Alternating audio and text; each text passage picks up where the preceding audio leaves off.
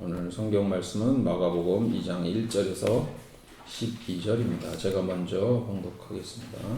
자, 오늘 설교 제목은 프레임과 해석이겠습니다. 오늘의 질문을 드려보겠습니다. 예수님은 치료하시는 분이다. 예수님은 죄를 용서하시는 분임을 상징한다. 중풍병과 죄는 관계가 없다는 것을 말하고 있다. 오늘은 이 본문에 대한 저의 해석을 말씀드리면서 지난주에 이어서 프레임적 사고에 대해서 조금 더 확장해서 생각해 보는 시간을 갖겠습니다. 본문에서 예수님은 중풍병자에게 이 사람아 내 죄가 용서받았다고 말합니다. 그러자 율법학자가 하나님을 모독한다고 합니다. 죄를 용서할 수 있는 분은 하나님밖에 없다고 생각했기 때문입니다. 그런데 예수님은 다음과 같이 말합니다. 인자가 땅에서 죄를 용서하는 권세를 가지고 있음을 너희에게 알려주겠다. 그리고서는 일어서서 내 자리를 걷어 집으로 가거라 했습니다. 이상하죠? 죄를 용서해 주겠다고 하면서 자리를 걷어 집으로 가라고 합니다. 즉 중풍병을 낫게 해준 것입니다. 죄를 용서하는 것과 병을 고치는 것에는 무슨 관계가 있을까요? 그것은 옛 사람들은 장애는 흠이고 그 원인은 죄라고 생각했기 때문입니다. 레위기 21장 17절로부터 말씀을 보면 몸에 흠이 있는 사람은 하나님께 음식 제물을 바치러 나올 수 없다 이렇게 선언하면서 온갖 장애를 가진 사람들을 열거를 합니다. 이 구절은 장애는 죄이다라는 공식은 아니지만 장애가 성전 접근 금지의 이유로 제시가 되고 있으며 이후에 유대 관습에서 신체적 결함은 영적 결함으로 연결이 되고 그것은 죄의 흔적이라는 해석으로 쉽게 연결이 됩니다. 지금도 여전히 장애는 자기 자신의 잘못이나 혹은 부모의 잘못 때문이라는 편견이 존재합니다. 특수학교에서 교사로 일하고 있는 분을 아는데요. 지금도 사회에서 여전히 그런 인식을 가지고 있다고 합니다. 그러나 2000년 전에 예수님은 이런 생각에 분명히 반대하며 장애는 죄나 잘못의 결과가 아니라고 말합니다. 자, 요한복음 9장 2절에서 3절을 제가 읽어보겠습니다. 선생님, 이 사람이 눈먼 사람으로 태어난 것이 누구의 죄 때문입니까? 이 사람의 죄입니까? 부모의 죄입니까? 예수께서 대답하셨다. 이 사람이 죄를 지은 것도 아니요 그의 부모가 죄를 지은 것도 아니다. 하나님께서 하시는 일들을 그에게서 드러내시려는 것이다. 본인의 죄도 아니고 부모의 죄도 아니라고 분명하게 말합니다. 부모된 입장에서는 스스로의 잘못으로 자책하기 쉽습니다. 얼마 전 인기 있었던 드라마 복싹소가수다에서 아들 동명이를 잃었습니다. 그때 애순과 관식은 서로 상대방의 잘못이 아니라고 하면서도 각자 자기 자신에게 동명이에 이른 책임이 있다는 그런 마음을 가지고 평생을 살아왔습니다. 이에 대해 예수님은 대답합니다. 누구의 잘못도 아니다. 하나님께서 하시는 일들을 그에게서 드러내시려는 것이다. 이렇게 말씀하십니다. 예수님께서 중풍병자를 고치시고 죄사함을 선언하신 것은 그가 장애로 인해 스스로 짊어졌던 죄책감과 동시에 사회가 그에게 씌웠던 죄인이라는 낙인에서 벗어나게 하셨다는 의미입니다. 즉 병고침은 단순히 육체적 회복을 넘어 죄의 굴레로부터의 해방을 뜻합니다. 더 이상 죄인으로 취급받지 않아도 되는 완전한 해방이기에 병고침은 곧 죄 용서와 같은 의미가 되는 것입니다. 누군가의 장애는 죄 때문이다 라고 생각하는 것이 프레임입니다. 장애는 결과이고 그 원인을 제공하는 것이 프레임입니다. 잘못된 프레임입니다. 누구의 죄 때문도 아니지만, 그래서 그냥 장애가 생긴 거지만 이 당시 사람들은 대부분 이런 프레임에 갇혀 있었습니다. 프레임이 왜 중요하냐 하면 우리의 생각과 행동을 결정하기 때문입니다. 프레임은 어떤 결과적인 사실에 대한 원인을 설명해 주는 구조입니다. 그래서 같은 사실에 대해 전혀 다른 해석을 내놓습니다. 예를 들어 여러분이 발을 삐었다고 합시다. 어떤 병원에 가시겠습니까? 정형외과에 가시면 인대 손상이란 진단을 받을 것입니다. 그래서 얼음 찜질과 압박붕대를 사용해서 치료할 것이고 소염 진통제도 처방할 것입니다. 한의원에 가면 기혈 흐름이 막히고 어혈이 생긴 상태라고 진단을 합니다. 그리고 침과 부항 등의 치료를 할 것이고 한약 처방도 해줄 것입니다. 한의학은 음향오행이라는 사상에 기반을 두고 있는 의학이고 서양의학은 소위 기계론적 세계관에 기반한 의술입니다. 기계론적 세계관이란 인간의 몸은 기계처럼 분석 가능한 대상으로 인식된다는 것이고, 그래서 몸과 마음을 분리하고 또 각 장기 이런 것들은 별도로 개별적으로 작동해서 한다고 보는 것이죠. 병을 보는 관점, 즉 프레임이 다르면 하나의 동일한 현상이지만 원인이 달라지고 처방도 달라집니다. 자, 프레임을 설명하기 위한 시각적 예 하나를 보겠습니다. 자, 이거 영어 읽을 수 있으신가요? 네, 뭐 어떻게 생겼죠? 어떻게 읽어야 돼요? 네, 미국 사람이라면 이렇게 읽을 겁니다. The cat red spot 이렇게 읽을 겁니다. 자, 더의 H하고 cat의 H가 똑같은 글자입니다. 예, 죄송합니다. 근데 우리는 하나는 H로 보고 하나는 A로 읽습니다. 만약 우리 뇌가 글자를 알아볼 때 오직 눈에 보이는 정보만으로 판단한다면 두 글자는 같아야 되죠. 그렇지만 뇌는 이미 알고 있는 선지식을 이용해서 두 개의 글자가 다르다는 것을 판단을 합니다. 아래쪽에 있는 두 글자도 보겠습니다. 자, red라고 읽었던 그 R하고요, spot이라고 한 그 P는 역시 같은 패턴으로 오염되어 있습니다. 그런데 하나는 R로 읽고 우리는 하나는 P로 읽을 수 있습니다. 이게 무슨 뜻이냐 하면 우리가 보는 것과 실제 인식하는 것은 다르다라는 것입니다. 우리의 뇌는 언어라는 기본적인 틀을 가지고 있어서 그 언어가 해석하는 그 단어들을 결정을 하는 겁니다.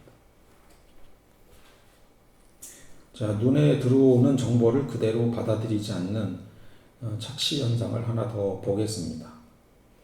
여기 보시면 A하고 B라고 써있는 칸이 보이시나요? 여기 A고 여기 B입니다. 네, 두 개 색깔이 다르죠? 네, 같은 색입니다.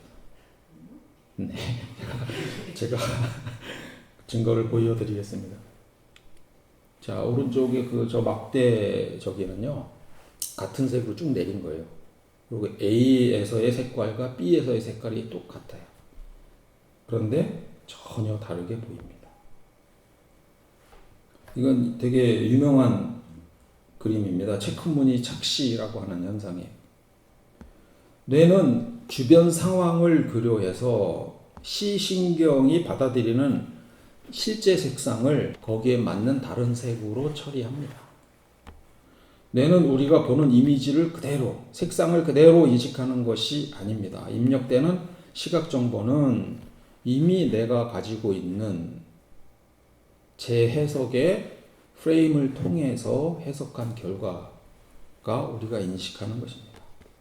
제가 시각 사례를 들어 보였지만 뇌는 거의 모든 정보를 프레임 기반으로 처리합니다.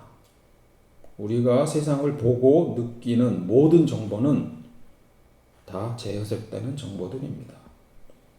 이렇게 어떤 대상을 이해하거나 해석하는 방식에 관련된 용어는 여러 가지가 있습니다. 이 각 단어들은 조금씩 다르지만 세상을 보는 시각 또는 생각하는 방식에 대한 의미를 내포하고 있는 단어들입니다. 지금 주로 사용하고 있는 프레임이나 틀, 스키마라고 하는 또 세계관, 민플렉스, 그 다음에 패러다임 이런 것들은 조금씩 다른 의미로 사용되고 있긴 하지만 생각하는 방식에 대한 것을 설명해주는, 틀을 설명해주는 공통적인 개념을 가지고 있습니다. 이 개념들은 고정된 것이다 라고 생각하기 쉬운데요. 사실은 계속 변화하고 발전하는 개념들입니다. 제가 이러저러한 용어를 사용하더라도 근본적인 의미는 같은 걸로 이해해 주시면 되겠습니다. 우리는 다양한 프레임들을 가지고 있습니다. 사실은 범주화하고 이름 붙일 수 있는 것도 있지만 없는 것도 훨씬 많습니다. 예를 들어서 관계만 한번 생각을 해봐도 사람과 사람 간의 관계를 항상 상하 간의 관계로 인식을 하는 위계적인 프레임이 있는가 하면 우리나라가 그렇죠. 제일 먼저 만나면 확인하는 게 뭐예요? 나이죠. 일단 위아래를 정해야 대화가 시작이 됩니다. 그렇지만 어떤 나라에서는 그걸 별로 중요하게 생각하지 않죠. 수평적인 프레임을 가지고 있다 이렇게 얘기를 합니다. 또는 어떤 사람은 인간관계를 순수하게 보기도 하지만 어떤 사람들은 이익의 관계로 보기도 합니다. 그러니까 관계 하나만 해도 굉장히 다양한 프레임이 존재한다라는 것을 말씀드리는 겁니다. 그래서 모든 주제에 대해서 우리는 사실은 각자 개인이 프레임을 가지고 있는 겁니다. 예를 들면 젠더 프레임, 정치적인 프레임, 경제적인 프레임, 환경적인 프레임, 문화적인 프레임, 다양한 프레임들을 우리 각자가 다 가지고 있는 것입니다. 그리고 이런 프레임들은 시간과 상황에 따라 계속 변화합니다. 그러면 아무런 프레임이나 괜찮을까요? 꼭 그렇지는 않죠. 렌즈가 왜곡되면 사물이 일그러져 보이듯이 틀린 프레임은 사실을 왜곡하고 잘못된 판단과 행동을 이끕니다. 19세기 말까지 의학적으로 콜레라와 같은 전염병의 원인은 나쁜 공기 때문이라고 생각했습니다. 이걸 미아즈마라고 합니다. 미아즈마 이론에 따르면 이 이론은 고대로부터 내려오는 것인데요. 부패한 물질이나 시체에서 나오는 악취, 즉 사악한 공기, 증기나 부패한 공기에서 질병을 일으킨다고 보았습니다. 네, 이 그림이 저 사악한 존재입니다. 저 위에 있는 게 19세기 당시 콜레라 전염병을 그린 작품입니다. 독을 품은 공기가 질병을 퍼뜨린다는 당시의 인식을 보여주는 그림입니다. 하지만 콜레라는 수인성 전염병이었고 전염병의 원인은 공기 자체가 아니라 세균이었다는 사실이 19세기 후반에 밝혀짐으로써 미야지마 이론은 그때서야 폐기되었습니다. 원인이 공기였다면 처방은 무엇이었을까요? 공기 정화겠죠. 환기를 시키거나 향을 피우거나 하는 등등의 행위를 했습니다. 일부 효과가 있었겠지만 처방이 물을 끓이거나 손을 씻거나 환경을 청결하게 하는 것과는 거리가 멀었습니다. 전염병이란 현상을 미아즈마라는 잘못된 프레임을 통해서 보니 잘못된 판단과 행동이 연결이 되는 겁니다. 중세의학은 고대 그리스 의학자 갈레노스의 사체액설에 기반을 두었습니다. 사체액설이란 그리스 의학의 핵심 이론으로 인체가 4가지 체액으로 구성되어 있다는 것입니다. 이 체액들의 균형이 깨지면 질병이 발생한다고 본 것입니다. 4가지 체액은 혈액, 점액, 황담즙, 흑담즙입니다. 여기에 각종 장기가 연결되고 각종 기질이 연결이 되고 그렇습니다. 그래서 15세기 말 매독이 유럽에 퍼질 때 사용되던 치료법은 환자의 몸에 수은 연고를 바르거나 수은 증기를 흡입하게 하여 땀을 내고 설사를 유발하는 방식이었습니다. 이렇게 땀을 내는 발한 및 배설 작용이 몸속에 독소를 배출하고 체액의 균형을 맞추어서 질병을 치료한다고 본 것입니다. 잘못된 프레임은 잘못된 결과를 낳습니다. 1902년에 최초의 SF 영화가 만들어졌습니다. 조르주 멜리에스 감독의 달세계 여행 A Trip to the Moon이라는 영화인데요. 아마 보셨을 겁니다. 무성 영화입니다. 달에 뭐가 박혔죠. 저기 사람이 타고 가서 저렇게 박힌 겁니다. 지구인이 대포를 쏘아서 달 세계로 간다는 영화입니다. 1969년 아폴로 11호가 달에 도착할 때까지 달 세계는 완전 미지의 세계였습니다. 지금 사람이 타고 있는 중입니다. 준비하는 작업이고 저 대포를 쏘아서 아까 그 달에 이렇게 박힌 겁니다. 지금 보면 말이 안 되는 내용이긴 하지만 그래도 뭐 상상의 세계니까요. 그래서 달에 대포에 몸을 싣고 달에 가서 달에 여러 가지 탐험을 합니다. 그 다음 문제는 지구로 와야 되는데 대포가 없지 않습니까? 어떻게 돌아오나요? 방법이 있습니다. 이렇게 돌아옵니다. 달의 절벽에서 대포알을 밀어내는 겁니다.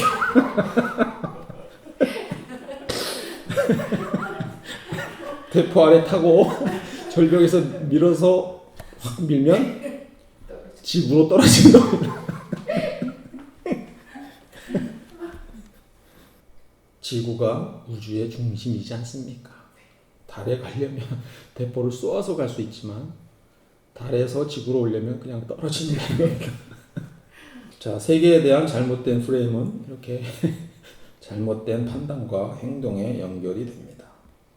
그래서 우리는 올바른 프레임을 가지고 있는 것이 참 중요하다. 그런 생각을 합니다.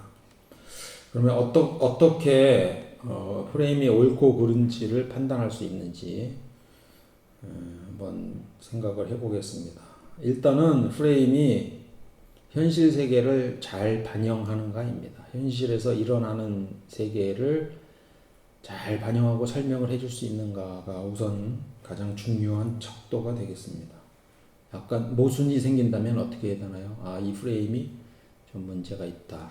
이렇게 생각을 해야 되는 거죠. 근데 어떻게 생각하기 쉬워요? 저 사실은 틀렸어 라고 오히려 프레임을 유지를 하기 위해서 사실을 버리는 그런 상황이 생길 수 있습니다. 그게 아니고 사실이라면 프레임이 현실을 잘 반영하는가를 봐야 합니다. 두 번째, 문제 해결을 할 수 있는지, 이 프레임이 문제 해결하는데 도움이 되는지 아니면 오히려 더 문제를 일으키는지 그런 거를 봐야 됩니다. 그리고 이 프레임의 영향, 장기적으로 이 프레임을 가지고 있을 때 나와 우리 주변에 어떤 영향을 미칠까도 한번 생각을 해보는 게 좋겠다는 얘기입니다.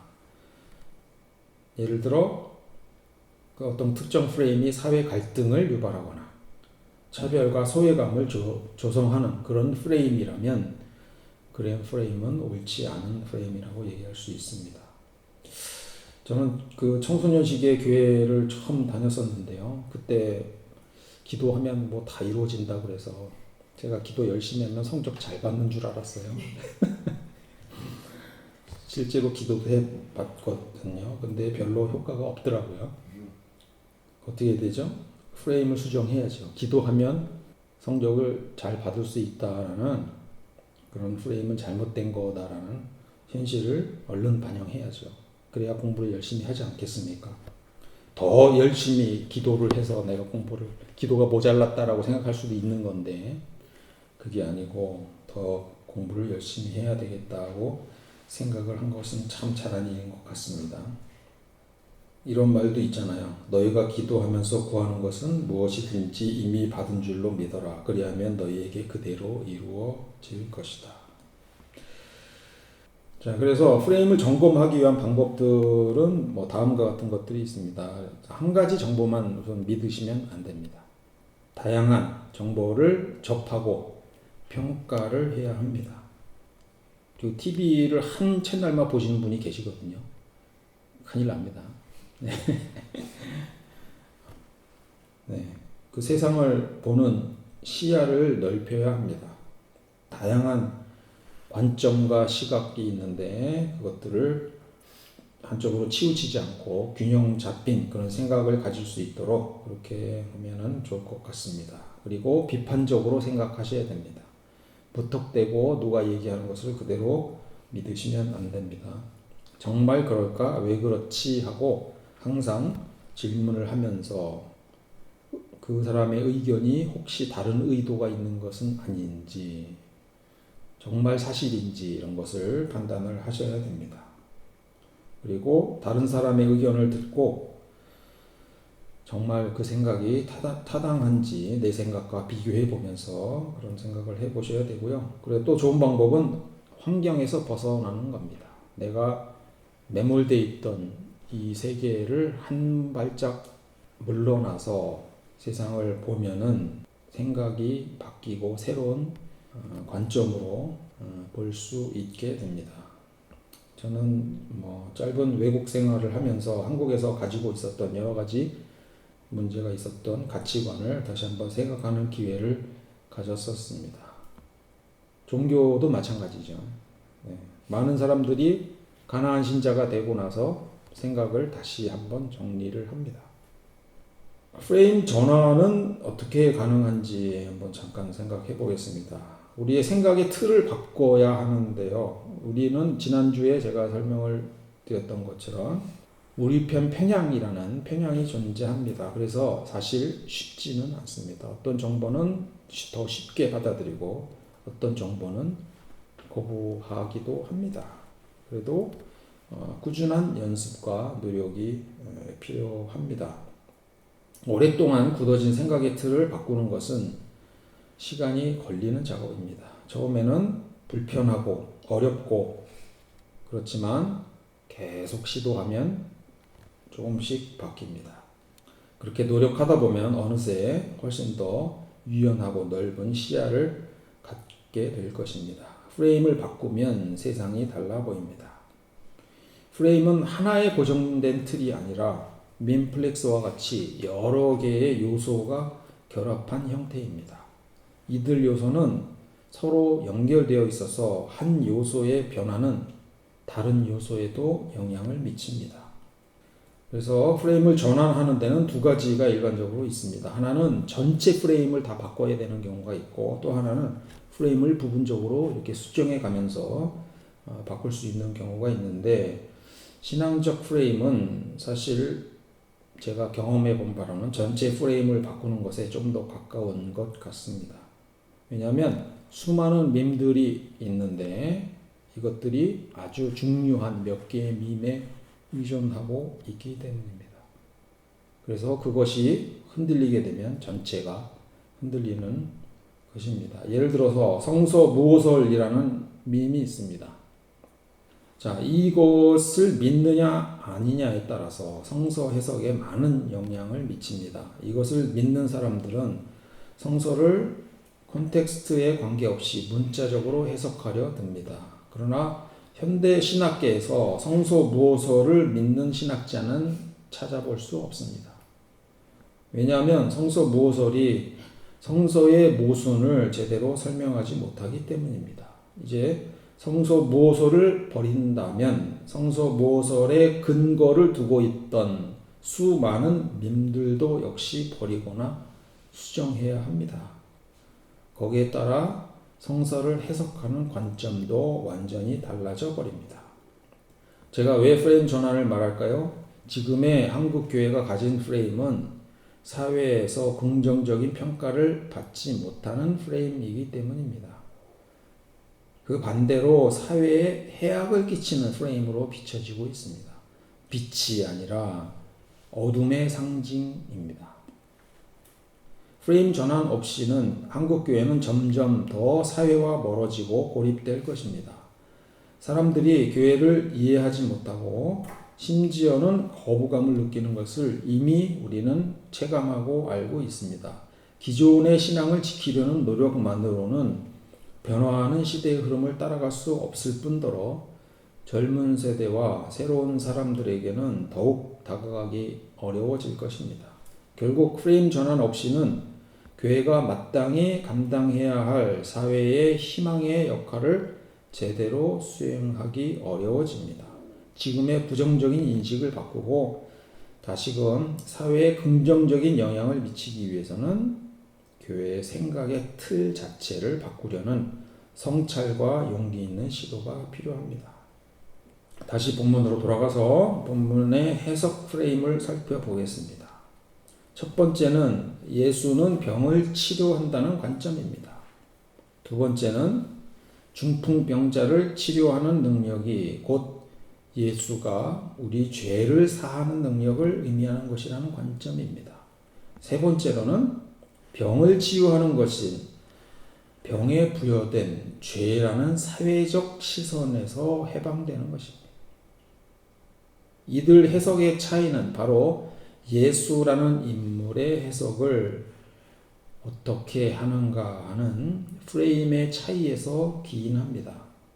새 프레임은 예수를 이해하는 다른 방식을 제시하는 겁니다. 첫 번째 프레임은 예수가 마음뿐 아니라 병도 실제로 치료해 주는 존재라는 것입니다.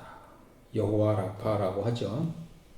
두 번째 프레임은 예수를 신적인 권능으로 죄를 직접 용서하는 존재로 이해합니다. 중풍병이 죄의 결과라는 전제 아래 병을 고치는 행위 자체가 죄를 사하는 초월적인 능력을 보여주는 증거라고 해석하는 겁니다. 여기서 기적은 예수의 신성을 증명하는 직접적인 표적이 됩니다. 세 번째 프레임은 예수를 사회적 통념과 차별에서 해방시키는 존재로 해석합니다. 당시 유대 사회에서는 중풍 같은 질병이 죄 때문에 생긴 것이라는 사회적 낙인이 강했습니다. 이 프레임에서는 예수의 치유가 단순히 육체적 병을 고치는 것을 넘어 병자에게 더 씌워진 죄인이라는 사회적 굴레와 차별에서 그를 해방시키고 온전한 사람으로 회복시키는 과정으로 본다는 것입니다. 즉, 기적은 죄의 결과를 제거하는 것을 넘어 죄에 대한 사회적 해석 자체를 바꾸는 행위가 됩니다. 결론적으로 새 프레임은 예수의 정체성과 기적의 의미를 바라보는 근본적인 시각이 다르다고 할 수 있습니다.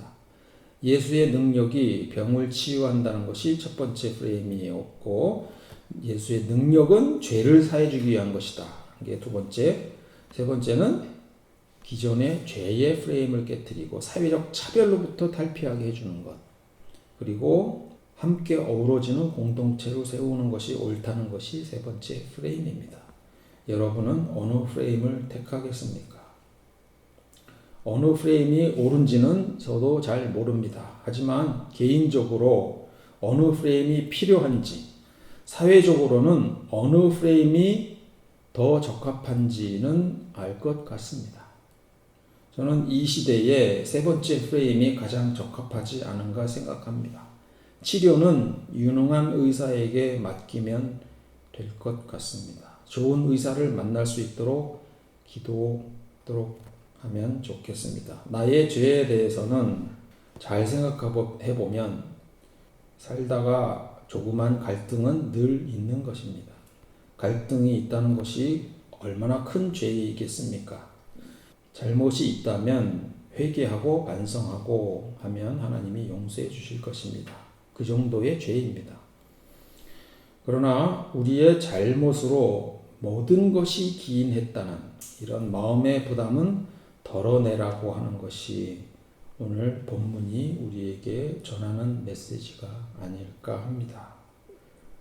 오늘 예수님의 말씀으로 오늘 설교를 마무리하도록 하겠습니다. 요한복음 9장 3절을 읽겠습니다. 예수께서 대답하셨다. 이 사람이 죄를 지은 것도 아니요 그의 부모가 죄를 지은 것도 아니다. 하나님께서 하시는 일들을 그에게서 드러내시려는 것이다. 아멘. 잠깐 기도하겠습니다. 하나님 아버지, 우리의 생각의 틀이 얼마나 중요하며 또 깨지고 바뀌어야 하는지 다시 깨닫게 하시니 감사드립니다. 중풍병자를 치유하신 사건 속에서 병을 고치시는 것을 넘어 잘못된 죄의 프레임을 깨뜨리고 사회적 낙인과 차별에서 해방시킨 예수님의 사랑과 통찰력을 보게 하시니 감사드립니다. 저희는 쉽게 고정관념에 갇히고 이 틀 안에서 벗어나지 못할 때가 많습니다. 잘못된 프레임 때문에 현실을 왜곡하고 문제의 본질을 놓치며 오히려 해가 되는 방향으로 문제를 해결하려고 했음을 깨닫게 되지 못할 때도 많았습니다. 주님, 저희의 굳어진 저희 생각 틀을 깨뜨려 주시고 세상을 보는 우리의 눈을 넓혀 주시고 새로운 지식과 경험을 통해 유연한 사고를 할 수 있는 지혜를 허락하여 주시옵소서. 예수님께서 중풍병자를 고치시며 죄를 사하셨듯이 저희 역시 죄라는 프레임에 갇힌 채 살아가는 이웃들을 향한 따뜻한 시선을 갖게 하시고 그들이 사회적 편견과 낙인으로부터 해방되어 온전한 하나님의 자녀로 설 수 있는 그런 돕는 저희가 되도록 인도하여 주시옵소서. 이 모든 말씀 예수님 이름으로 기도드립니다.